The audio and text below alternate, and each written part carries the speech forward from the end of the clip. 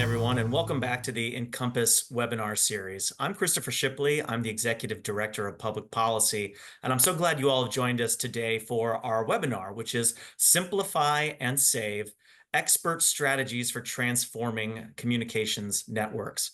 This is a really timely topic, given the concerns that members have expressed and the challenges that voice service providers are experiencing with respect to the TDM to IP transition, and the interest that the FCC is starting to show in this, particularly given some of the copper retirement orders that we saw come out of the agency earlier this year after the Trump administration came into office.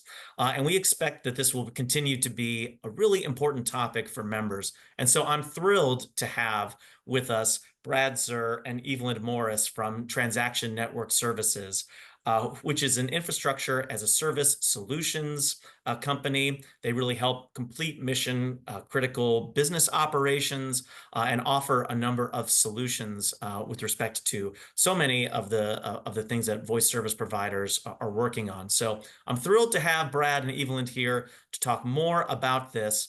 I'm going to turn the webinar over to them here momentarily. But if you have questions about the webinar today, I would encourage you to drop them into the chat function below.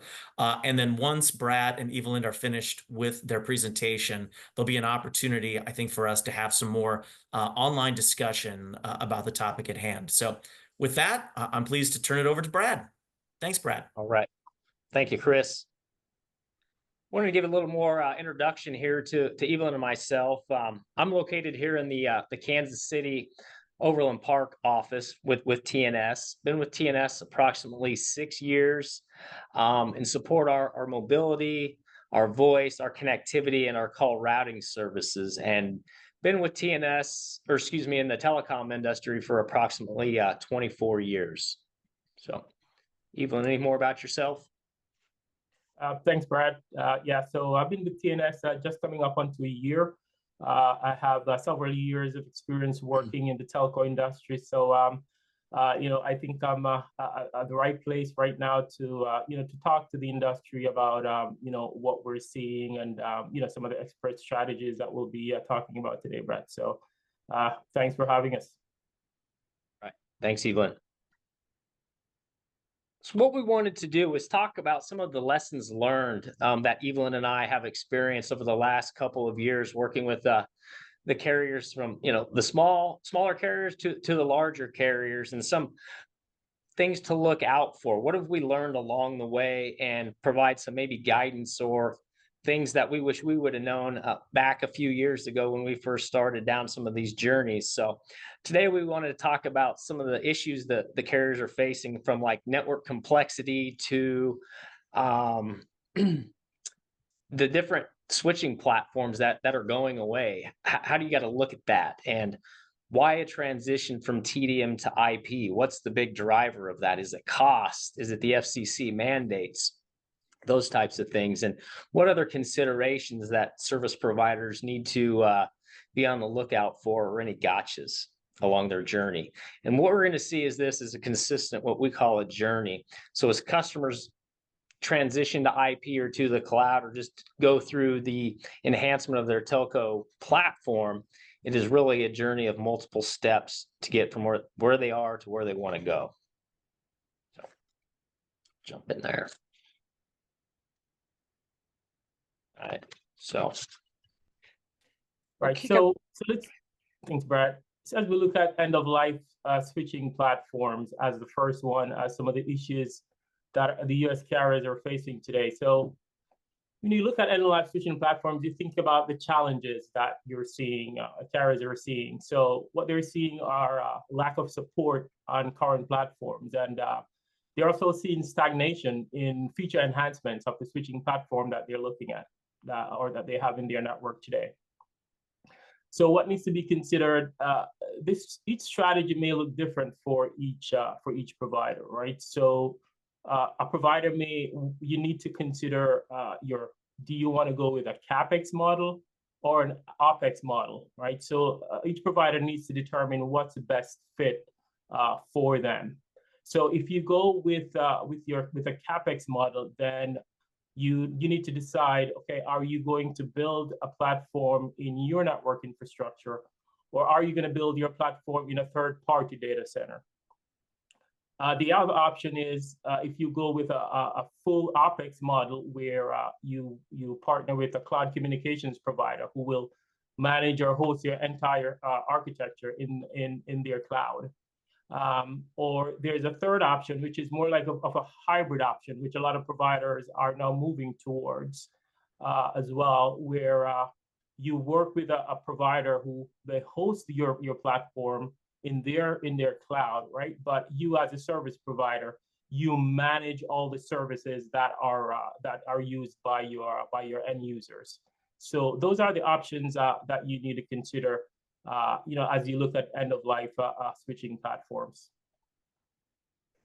When we talk about multiple vendors, we can look at multiple vendors as well from two aspects, right? You can look at multiple vendors from the aspect of equipment vendors. So in your network, you may have multiple equipment vendors, right? That you're using to provide services for your customers.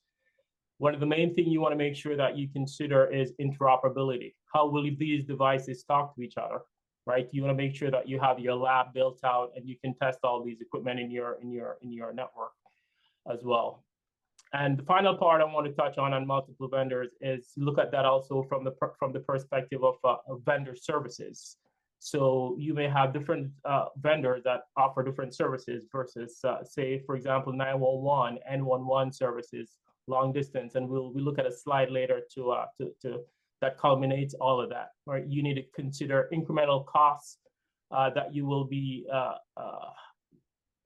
that will come into play, right, when you have these multiple vendors, stuff like minimum costs and connectivity per vendor. So multiple things that carriers are facing that they need to consider when they look at multiple vendors. Thanks, Eveland. Yeah, those are great first two topics to look at there. If I had to ask for a show of hands on the call, how many of us have had price increases for TDM in the last couple of years? I think the majority of us would raise our hands on that. So one of the big drivers of those operational expenses is TDM, of course. So as carriers get that, those costs are passed down from vendors to the service providers like yourself. So that's always something that is going to keep going up and up until eventually it disappears.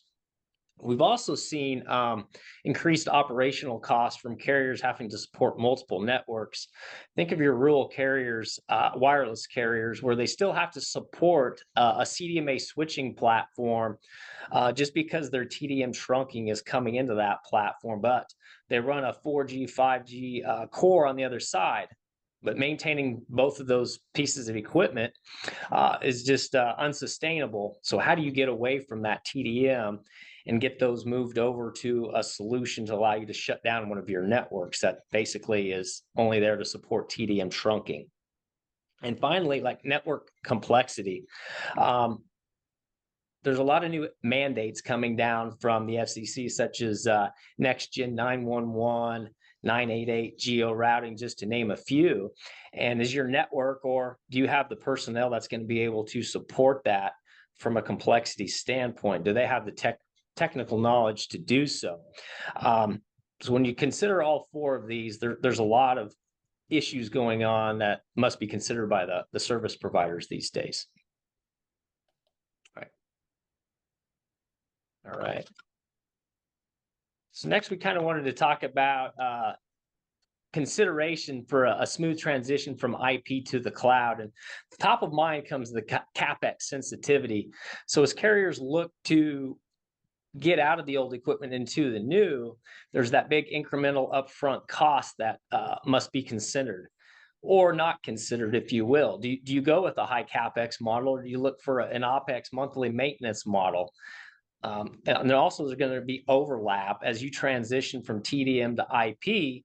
There is going to be incremental costs while you maintain both of your networks in order to shut one down. So what's that overlap look like from a cost perspective?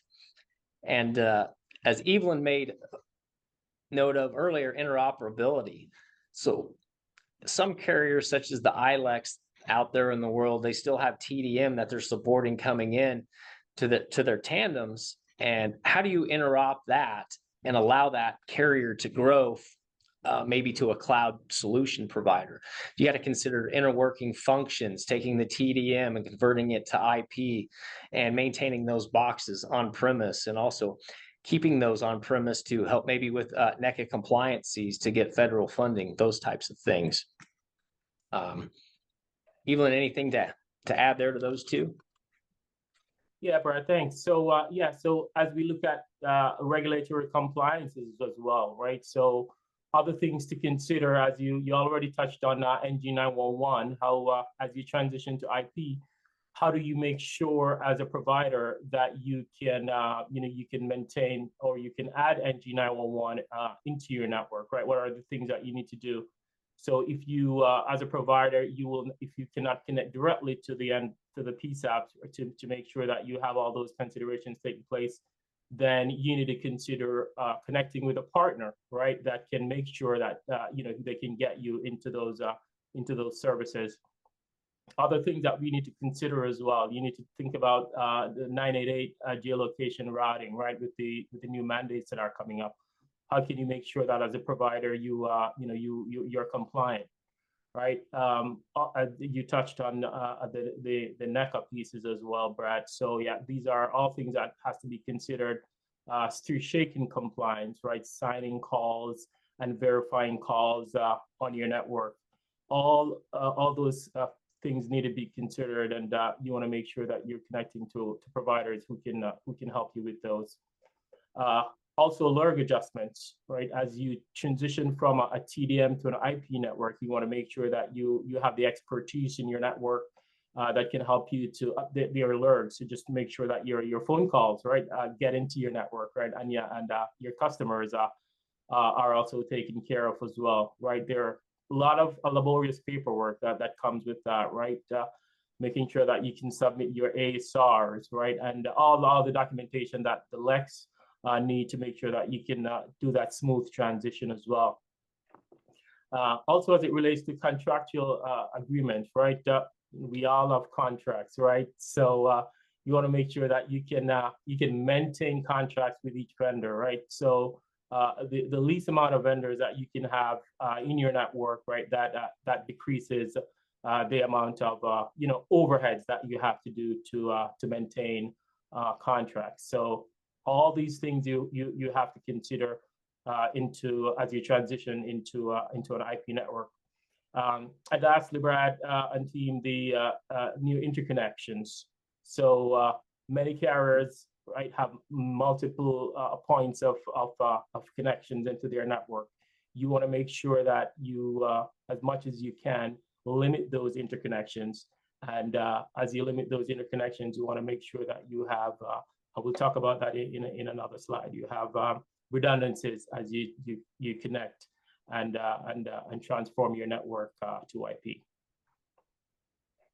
Thank you, Eveland. There, I'll add to that the contractual agreements. There is we're a product shop, me and Eveland here at TNS, and it seems contracts are daily types of things and going through those, and simplicity.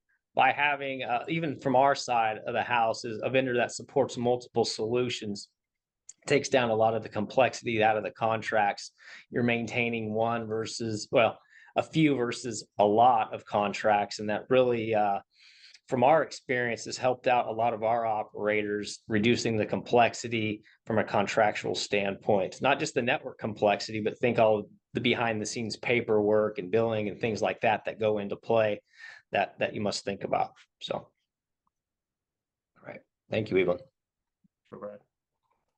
Okay, so critical FCC mandates. So we'll touch on some of these briefly. We've already talked a little bit about the 988 mandates. So we know that 988 is a national suicide and crisis lifeline in the United States. So customers can dial 988 and be routed to the correct support line to give them help, right? So today calls are routed to a crisis center based on the caller's area code or their exchange, right? So the new FCC mandate that recently was announced for 988 that includes geolocation routing, right? So for wireless carriers in particular, calls are routed based on their caller's physical location, ensuring that they connect directly to the nearest crisis center, while at the same time protecting the caller's exact location, right? Protecting the caller's privacy. So things that you need to consider as service providers is that you have a solution today, right? That is cost effective, right? A solution that is cost effective to make sure that you can maintain your 988 mandates as well. So today, the national wireless providers, right, are compliant, right, should be compliant based on the FCC regulations. And for smaller carriers, right, they have up to 2 years from August 2024 to make sure that they can they're compliant with the 988 geolocation mandate. Touching on 911, we're familiar with the Carries Law and Ray-Bonds Act, right? These two mandates have been out there for some time now, right? So most carriers today are compliant with 988. I'm sorry, with these 911 mandates. What's now coming into play is the new NG, right, or what we call next generation 911, right? So this is moving from the traditional legacy TDM infrastructure where service providers connect to 911 PSAPs over TDM, and moving to more of the emergency services IP networks, right, or what we call SNETs, right? So as you look into these new services, you want to make sure that you're partnering with a provider that can make sure that you're compliant with these FCC mandates. Yeah. Even for those that may not be familiar with 988, how's that handled today versus what they're being asked to do here in the near future? What's the Right? No, that's a good point, Brad. So right today, 988, you dial 988, your call goes to just a single right, a single call center, if you may, right, in the United States. So if you're, for example, if you're in the middle of the country and you make a call, right, your call may be picked up, somewhere else that's not close to you.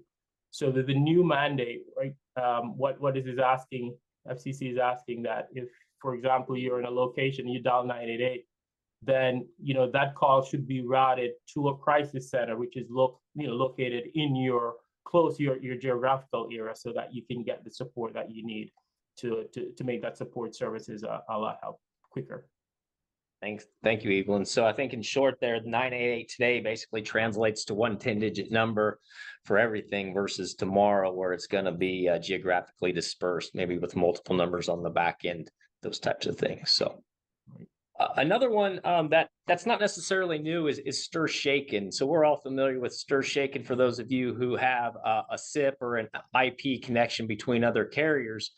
But recently, the FCC put out a notice of proposed rulemaking that is going to look at updating how stir shaken is done from a TDM perspective. They're looking at the option of either one, you're going to transition to IP for your network, or two, putting in a TDM stir shaken solution such as out of band stir. So that's going to be a decision that carriers are going to have to make that still have a TDM infrastructure on that. Because if you recall from the current stir shaken mandates, they put reasonable measures for TDM, and they look to remove that verbiage to say go to an out of band type stir shaken solution or a TDM. I think there's two options on the table. So that's going to be another consideration that carriers are going to have to keep in mind is, do you continually kick the can down the road and update your TDM network to support this? Or is now going to be the time to transition to IP because they're kind of slowly nudging you in that direction? So something new that just recently came out with, that just came out from the FCC for that notice of proposal. Okay. This here is, I think, one of my favorite slides, and helps really tell the picture of where customers are. When I say customers, I mean service providers It's more of a journey. So we see each customer slash service provider at a different phase in these journeys here. And starting back from a few years ago when we started helping customers remove the TDM signaling all the way to, advanced services and some of the AI stuff that we're doing, it's really been a 5-phased approach depending on the carrier. And looking at it, the first kind of 3 phases that we've seen carriers go through are simplification, optimization, and cost reduction. Really, cost reduction is the main motivator for this. So in phase 1, carriers are looking to get off of their signaling that's riding over TDM and transitioning to more of a SIGTRAN type solution. Think about LNP lookups, 800 lookups, trunk signaling, those types of things fall into phase 1. How do you get that TDM network infrastructure away? In phase 2, those carriers that have evolved and have done that, then they're looking at the voice removal from a TDM perspective. Think the ICE up, trunking. That's probably one of the most expensive parts that we've seen from carriers in the last few years. The price increases from, the big tier ones that are driving a lot of that, not to call out any names, but the DS3s, the OC pipes, those types of things are causing significant increases, and lots of vendors have to pass those costs down. And of course, they're coming to you, the service provider, probably many of you on the call here today. Then after that, those customers that are able to get down the journey of phase 1 and phase 2, we coined the term voice transit plus. So think as the plus is everything else. What all can these customers do to optimize or simplify their network? We'll look at a slide further down in the show here that dives a little bit deeper into what that looks like. But there's simplification measures for volume and things like that make voice transit plus an appealing endeavor for you guys. Then cloud switching. A lot of these folks, as Eveland mentioned, are looking to replace some of their legacy equipment. So do they go with a cloud provider? Do they spend CapEx and maintain that equipment on site?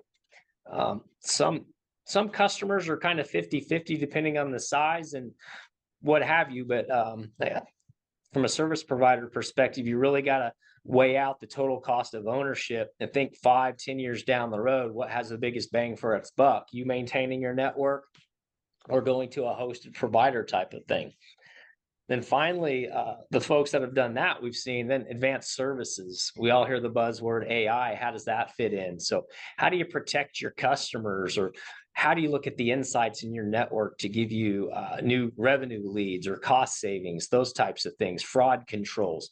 A lot of our customers that we've seen from experience are looking to protect their customers. As the scams get more intelligent, how can you use AI to screen calls and help protect their customer base? Eveland, anything to add to that?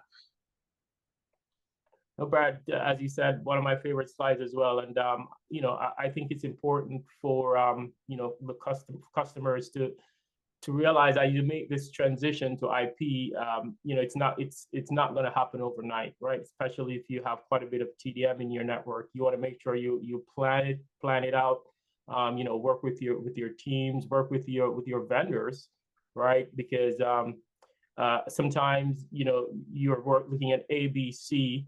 You can't just jump to C, right? You have to go through all the stages before you get to where you need to go to. So as you said, those are some of the things that we advise our customers, right? Sometimes it's baby steps before you run, right? Kind of what this slide is showing.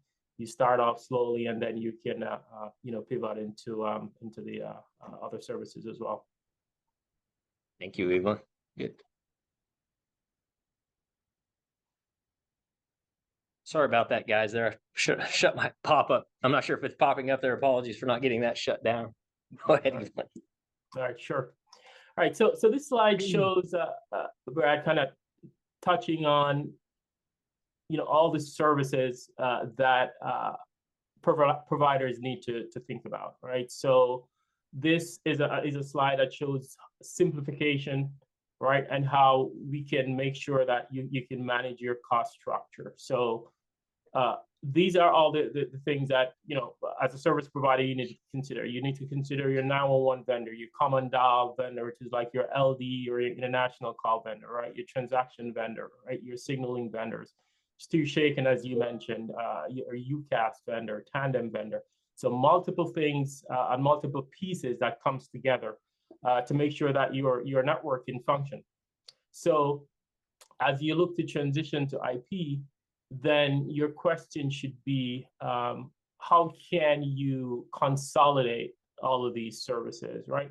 How can you bundle these services together? And bundling means saving, right? It means saving in your pocketbook for your organization, as well as saving your time, right? Simplifying contracts, right? So you may look at a vendor that may be able to offer you 3 of these services. So that's one contract. Another vendor that may be able to offer you 2, 3, 4 of these services, and that's one contract, right? Or there may be a vendor that can be able to offer you all of these services as well, and then that's one contract, right?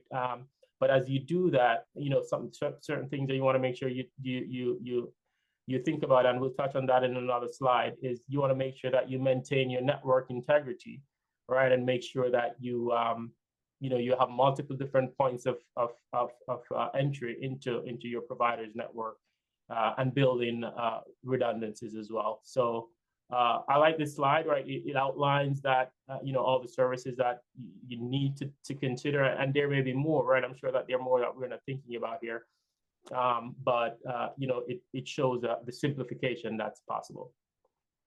Anything you want to add to that one, Brad? Yeah, I'd add one thing there is recently with some of the talks that we've had with service providers is as they're focused on their fiber builds and that the voice kind of takes a back seat. So a lot of these things they're looking for, when I say things, these services, they're looking for a single service provider to be able to contract with to knock these out. So they're not having to work multiple, like we referred to, contracts, and from a troubleshooting standpoint, they have one contact that they know they can believe to take care of all these things. So simplification is what we've seen recently with a lot of our customers, why they focus on fiber, their internet, those types of things. So being able to simplify the business and consolidating a lot of these into a single cost structure or vendor platform really helps them create focus and what's most important to them.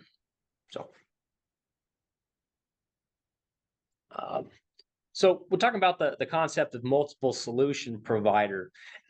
Eveland hit on volume.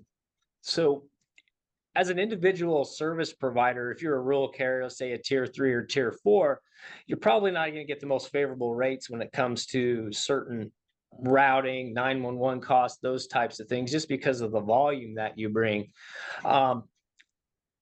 What we like to think about, and what we've seen with a lot of our customers, is when they bring in multiple solutions or they go to a single solution provider, they make up for that volume by not the sheer numbers per service, but the volume of services they may bring, which helps reduce their cost structure that they may not otherwise get by going to a single provider for 911, a single provider for stir shaken, and etc.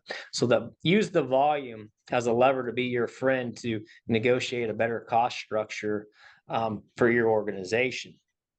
Then reach.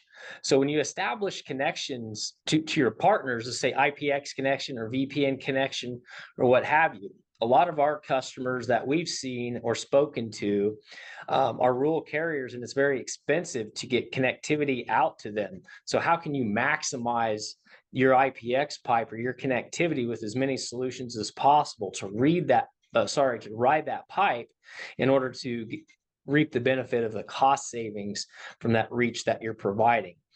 And be cognizant of this, and most people we've seen is geographic redundancy. So don't put all your eggs in one basket, meaning don't put all your redundancy in a single city or whatnot. Think geographically dispersed. Make sure that the partner that you're working with can scale across multiple geographic regions to protect you in case there's a flood like we had last year, in North Carolina, those types of things. How do you spread that out so you're not affected as much? Good points there, Brad. And as we look at being competitive, right?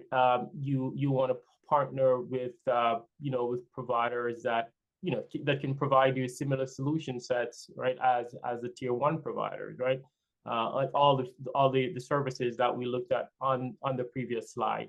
Providers that are that are forward thinking, right? Looking at making sure that as it relates to AI in contact centers, right? AI to interrogate your data, right? You want to make sure that all those things are considered, right? And as that makes you a lot more competitive as you go out there to to talk to your customers, because customers want to see that their providers are thinking in the future, right?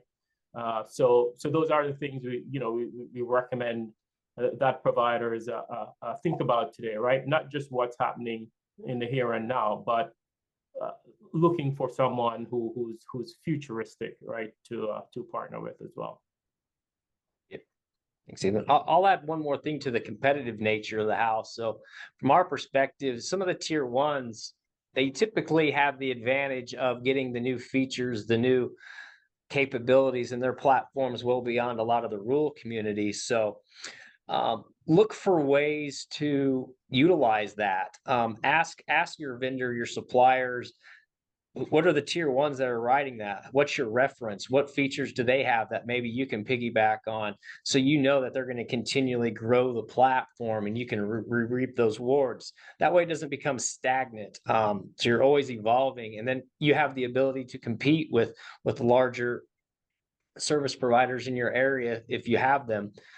That way you can take advantage of some of their scale and reach that they're giving vendors like us.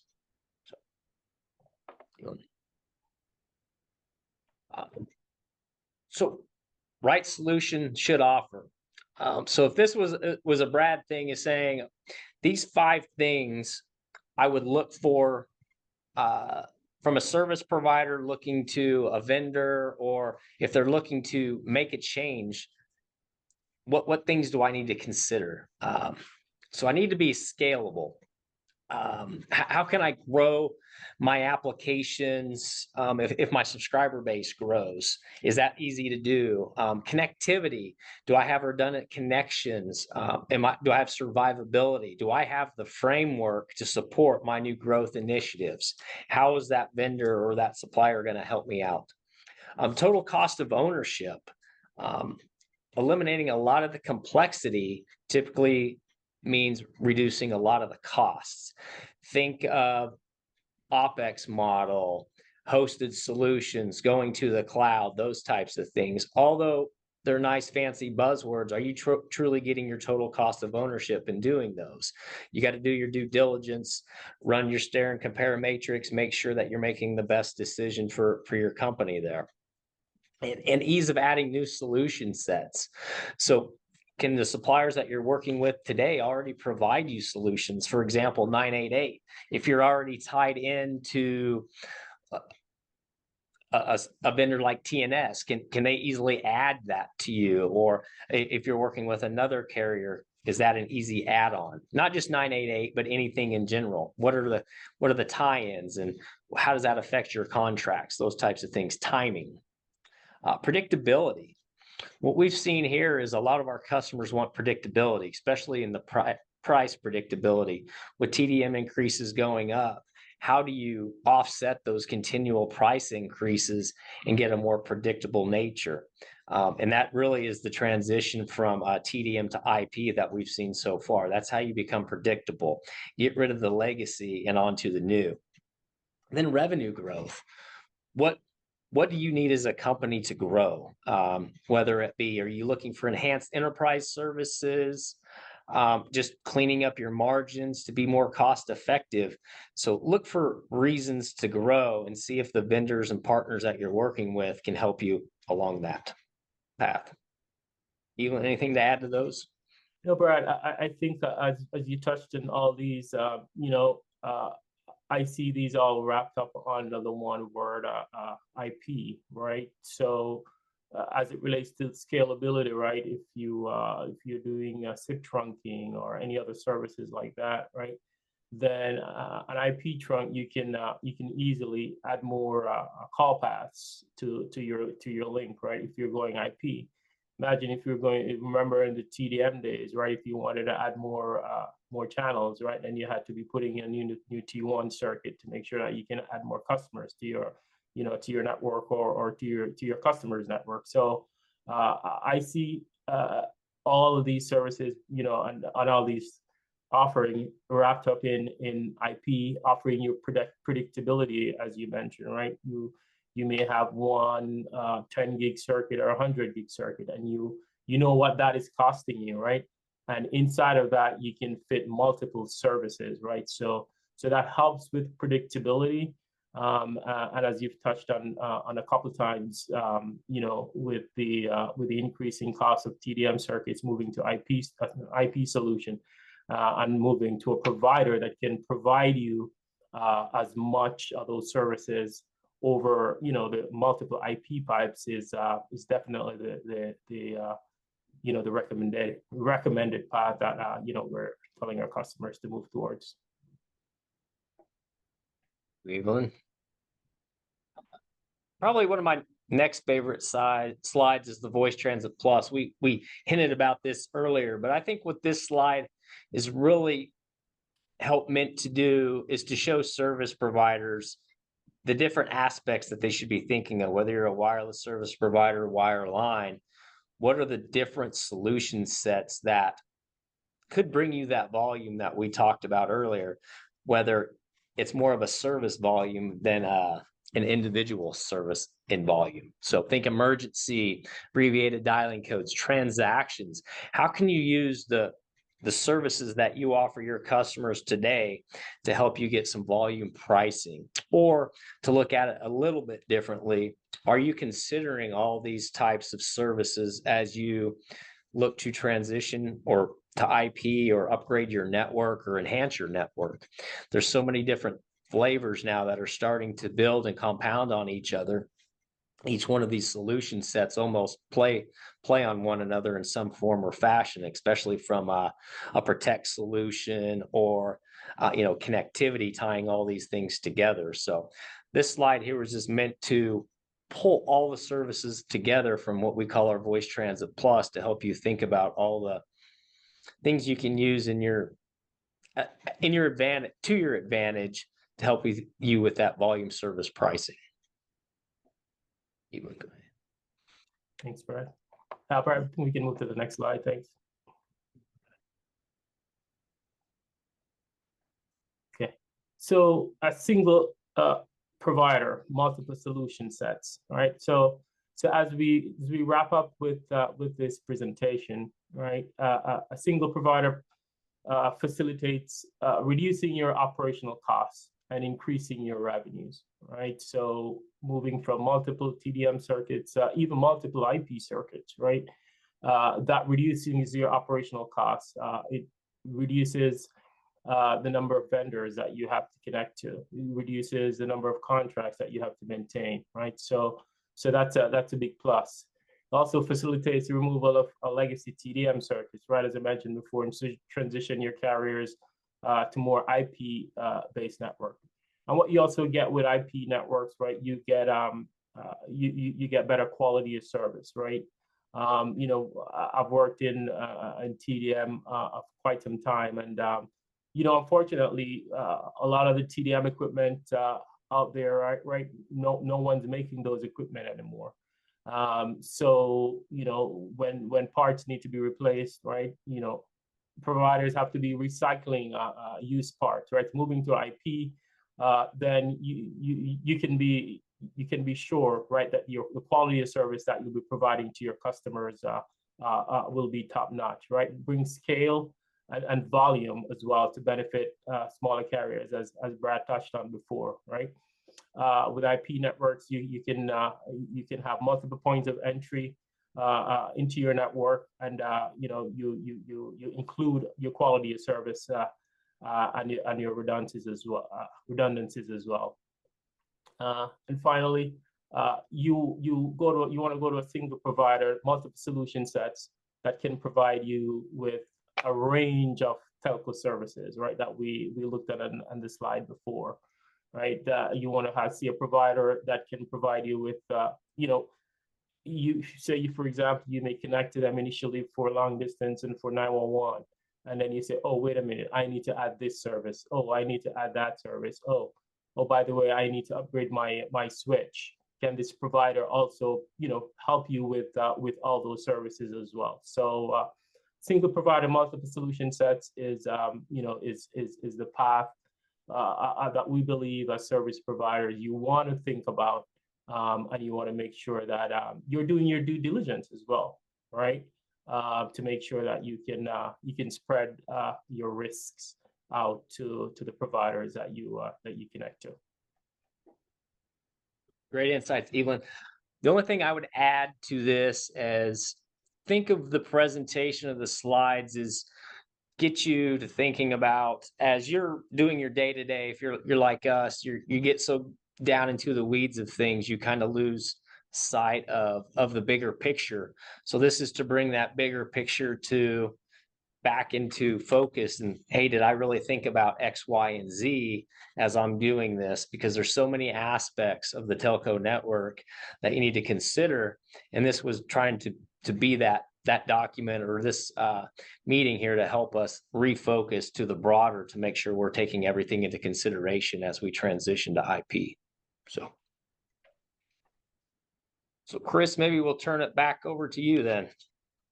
Well, that's great, gentlemen. Thank you. This has been really excellent. I'm so often I'm focused on where the FCC is going and what that will mean for the long-term future of voice services, that the actual transition is something that I don't also always necessarily get an opportunity to learn more about. And this was an extraordinary look in that. I'm also excited to share. We've got a couple of questions for the two of you.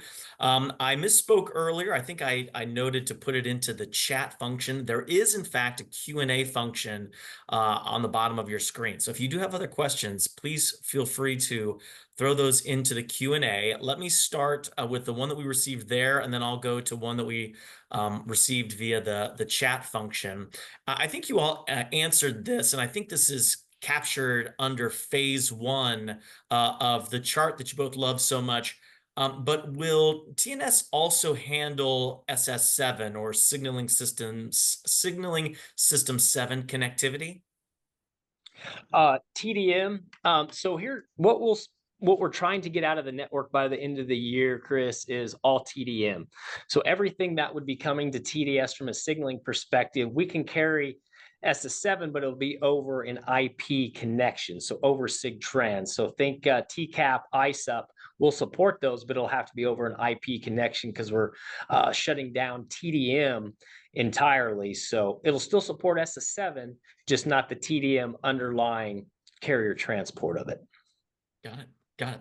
I want to thank Jose for that question. If you all have follow-up questions, by all means, please feel free to put them into the Q&A. We did get one other in the chat function. Should a vendor focus equally on all of these offerings, or should priority be given to any of these? Maybe I'll jump in there, Eveland. Yeah. Or you go ahead, Eveland. Yeah. So I think for this one, it's going to be different, right, for each vendor, right, or Sure. for each service provider, right, and it all depends on the focus area that you see your organization going into, right. But as a service provider, right, I think all the services that we showed on the slides before, right, there's some aspects of all of them, right, that you will need to be engaged in.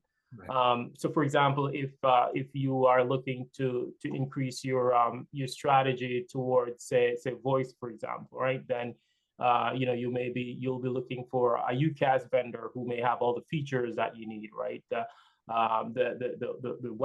web services, the mobile services. So that one is a little tricky, but yes, you want to make sure that you're looking towards adding the services that that's going to drive the strategy that you're looking forward to. I'm going to Brad? add on to that a little bit there, Chris, is my mind takes me to survivability and growth. And in order for carriers to get to those new shiny bright things, they got to get rid of the cost or the things that are holding them back, and a lot of that's the TDM infrastructure that we're seeing with carriers. So when they can cut their total cost of ownership by half, then they can get to those strategies, those plans that they were never able to get to before because they were just hampered by the continual cost and increases of TDM. So my advice would be, or what I've seen is, look at your cost structure. How can you cut that, chop that, almost like balancing your bank book a little bit, and then you can go focus on the other things that to get you towards your strategies that Eveland is referring to. Yeah, yeah.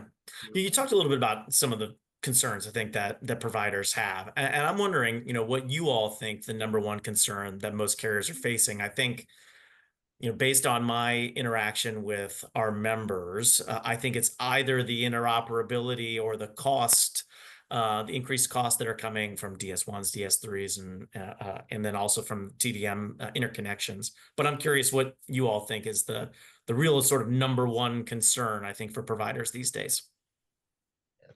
So I'll jump in there first, Evelyn. I think what we've seen as of recent, the most concern is cost, Yeah. but it's also growth. Not to pick on the ILEX by any mean, but they're the ones kind of caught up in a lot of this because they have a lot of interconnection agreements where they have TDM that's built into their contracts, and to get away from that is going to require an agreement between both parties. So how does an ILEC still keep that and receive that funding if you're getting that funding from the government because you're a rural provider, but get away from that TDM cost structure that's holding you back?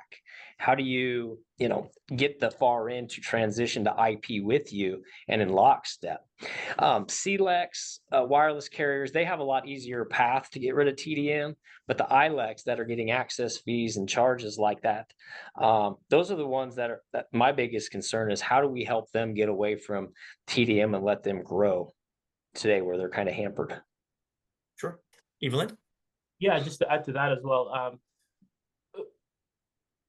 reducing complexity, is a simple way I would put it. I think that's one of the big challenges, the providers are facing today, right? So they may have multiple pieces of equipment in their network, right? That's connected to X circuit, connected to that circuit, right? But how do they culminate all of that, right, into a network that's easy to manage, right? That's easy to maintain, right? Because at the end of the day, as Brad mentioned, costs, right? But those are the things that drives up your costs, right? You have to think about, adding multiple resources. I've seen where, you may have one small platform in your network, right? But because the skill sets that's needed to manage that platform is so scarce, right? You have to maintain, multiple skill sets just for that piece of platform, right?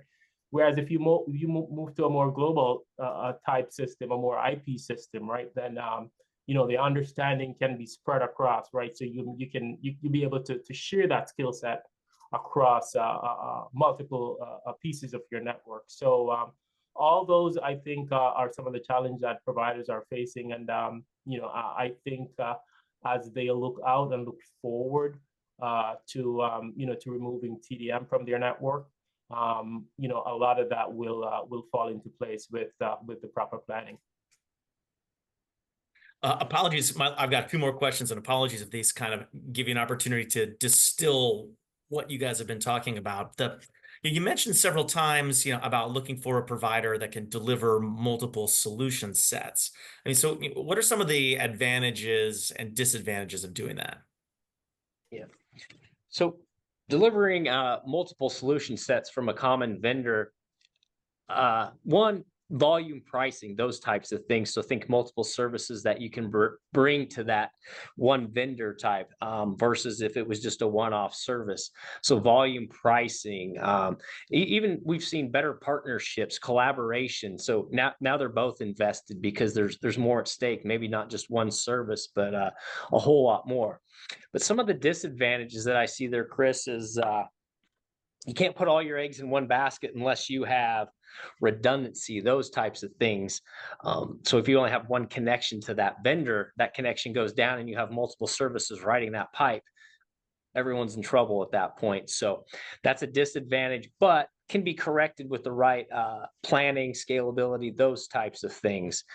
Then also think about the partnership. Who are you partnering with? And, you know, do you see them as a good partner in the future? Because if you're putting all their eggs in one basket, are they you going to treat each other right? Those types of things, and troubleshooting, SLAs, those types of things. Are they going to adhere to those? Since it's a one-stop shop at that point. Hmm. I've got one more question, so I'm just going to put it to the attendees joining us today. If you have any final questions for Brad and Eveland, please make sure you throw those into the Q&A or into the chat function below. TNS always has such a great presence at the Encompass show. This year's Encompass show is November 2nd through the 4th in Tampa, Florida. Please make sure to join us. If you had an opportunity, Brad, Eveland, to speak to, one of our members, at the show, riding up an elevator or something along those lines, what advice, would you give to a carrier that's looking to make sort of material changes to their network? Yeah, I can go first, Brad. So the first thing I would say is think through the changes that you're planning to make and plan first. Plan right, because you don't want to start making changes and ripping out your network and then finding out that, oh my God, I missed this and I missed that, right? And look, things are always going to happen, right? They're always going to be gotchas, but you want to make sure that you bring your thought leaders to the table, and think and plan, right? You want to plan and plan and then cut once, right? So that's one of the big things I've seen in my experiences, right? That when you complete a job, right? When you complete an upgrade or whatever it is as it relates to relates to your network, you see that when you put proper planning behind it, right? Then you can guarantee success. So broadly, that's the thing I'll throw out there, Chris. One thing that I would throw out there, Chris, and maybe my team and I have really learned a lot from each other over the last couple of years is collaboration. Not all one person is going to have all the answers. Everyone's going to have a different perspective or take. So get all your stakeholders involved in making the decision, from billing to the business to the product to the engineers. When you put them all in a room, you're going to think of things that you would have never thought of alone, and that will help alleviate, as Eveland mentioned, a lot of the planning headaches that you'll face after you've already went down a path with something. So I'd say collaborate with your stakeholders and come up with a well-rounded approach. That's great advice. And if I was in an elevator at the show, I'd be advice I would take for sure. Well, listen, I want to thank you both for being here today. It was a great presentation, an excellent webinar. For those of you that are attending today, I want to go back and take a look at some of the slides that Brad and Eveland presented.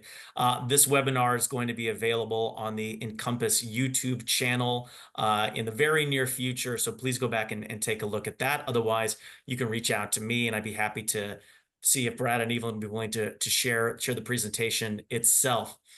The next Encompass webinar is going to be on May 21st at 2 p.m. Eastern Time. It's going to be the second part in our post-election roundtable, and it's going to look at how the new administration is doing in its first 100 days. I'm sure we'll get into a lot of permitting issues. How is broadband deployment progressing under the new administration? We have a number of experts from some of our other marketplace members, some of our law firms that we work with. They're going to be presenting on that particular topic. I'm really looking forward to that one, and I want to encourage everyone to register for that as soon as possible. But with that, let me give one more round of thanks to Brad and to Eveland and to the entire TNS team. You all do such phenomenal work. We were thrilled to have you with us today, and we look forward to seeing everyone on the next Encompass webinar. Thank you so much.